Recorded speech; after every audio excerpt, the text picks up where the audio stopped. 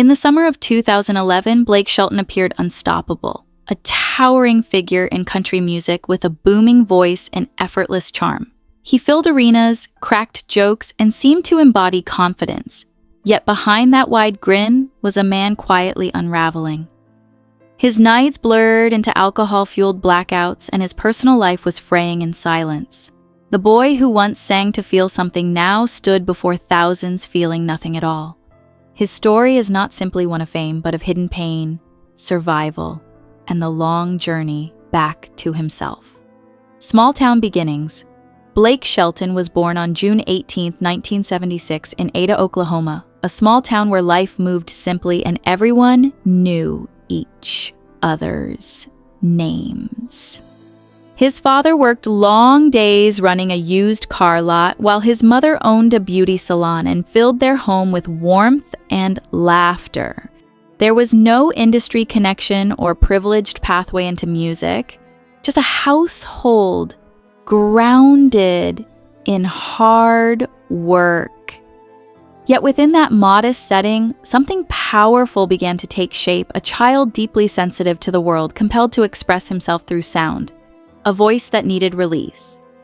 From an early age, Blake wasn't just singing for attention. He was releasing something internal. Music became his emotional outlet, a way to process feelings he didn't yet understand.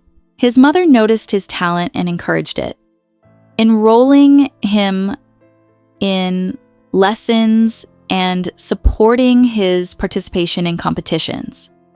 By 12, he was performing regularly, his voice unusually mature for his age. Beneath his humor and growing confidence, however, there was already a quiet depth in him. A hint that music was more than a hobby. It was survival. The loss that changed everything. At 14, Blake's life fractured. His older brother Richie, his protector and guiding presence, died in a car accident. The loss was sudden and devastating, splitting his world into before and after. Richie had been the person who made life feel manageable, and without him, everything felt uncertain. Blake rarely spoke about the depth of this pain, burying it beneath music and motion, but internally, it reshaped him. Years later, he would admit that losing his brother defined his life and influenced everything he became, turning pain into purpose. Just 1 year after Richie's death, Blake won Oklahoma's Top Young Entertainer Award. What should have been a celebration instead became a lifeline. Music was no longer just passion, it was purpose, something strong enough to keep him moving forward. While others might have collapsed under such grief, Blake turned it into fuel. The loss didn't diminish his ambition, it intensified it. He carried an unspoken promise that he would not waste the life he still had, even if he didn't yet know how to fully live it. The leap to Nashville.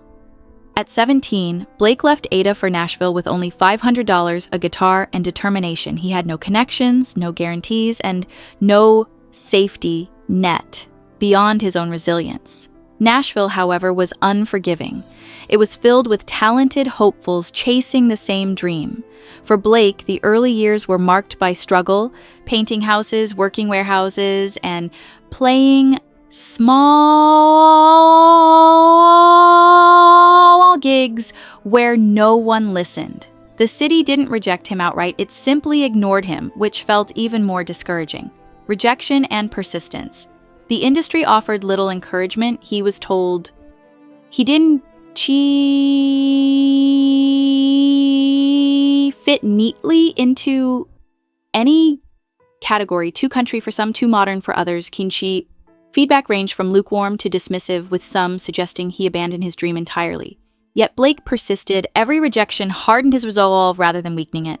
The same grief that once threatened to consume him now pushed him forward. He had already survived something worse than failure, and that perspective gave him an edge few others possessed. Fame and the cost of success.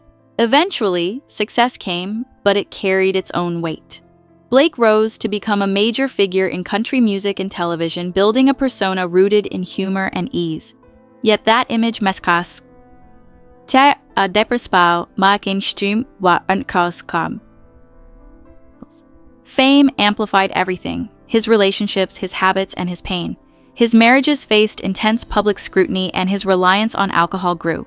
The very identity that made him beloved also became a shield, preventing others from seeing the reality beneath. Confronting the truth over time, Blake began to confront what he had long avoided. The persona of invincibility could no longer hold. Life forced him to face losses, personal failures, and the emotional toll of years spent running from grief. Slowly, he began to understand that strength wasn't about hiding pain, but acknowledging it. Letting others see vulnerability became part of his healing. It was not an easy shift, but it marked a turning point in how he lived and how he connected with others. Charturi and Cyprus returning home.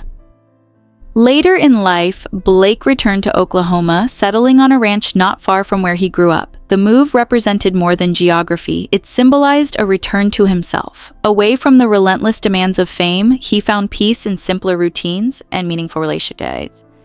He embraced family life and grounded himself in a place that had once held both his happiest memories and deepest pain. What once felt like something to escape became the place he chose to rebuild, shaped by loss and growth. Blake Shelton's journey reveals that grief doesn't disappear, it evolves. The loss of his brother remained with him, not as a burden alone, but as a guiding force. His struggles with relationships, identity, and addiction left lasting marks, yet they also shaped his resilience. He didn't emerge unscathed, but he endured. His life stands as proof that even deep wounds can coexist with joy, growth, and meaning when we learn to carry them rather than deny them. Conclusion: building a life big enough. Blake Shelton's story is not just about fame or music. It's about survival, transformation, and acceptance. It shows that grief cannot be outrun or erased. Instead, it must be integrated into a life that continues to grow around it. His journey reminds us that strength lies not in avoiding pain, but in facing it and moving forward anyway. In the end, healing is not about forgetting what we've lost, but about building a life wide enough to hold both the sorrow and the joy that follow.